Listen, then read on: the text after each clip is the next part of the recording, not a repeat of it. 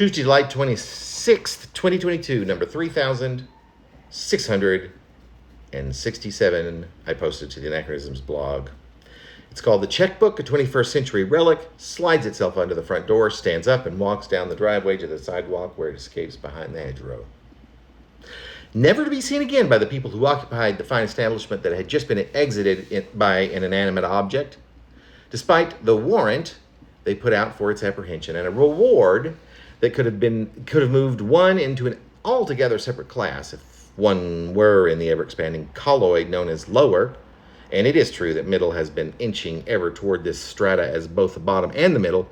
had experienced what had become known as a squared or sometimes cubed gravity field. At such levels as compared with, say, gravity, most anyone alive might remember just months back, and yet somehow the gap between what the original first and second layers that were essentially collapsing into one another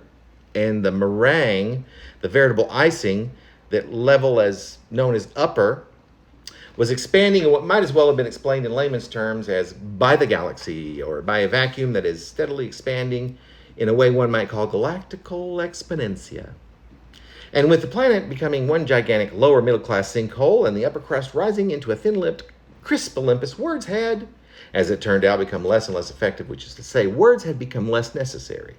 Language had begun to not exactly wither, but a more effective description would be to say that words themselves had begun to sort of bottom out.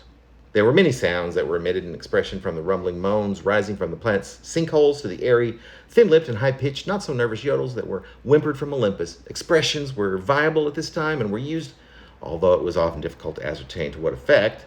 But soon words, or what firstly were done with such regularity in the old days, began in seeming earnest. The gods and goddesses, as well as the sunken souls below, would, before a literal and recognizable word or two be awkwardly mouthed, these attempts would soon simply disintegrate into a low-pitched sound that seemed as if it were coming from the bottom of the perpetrator's bowels, or from some faraway and yet non-existent farm animal like a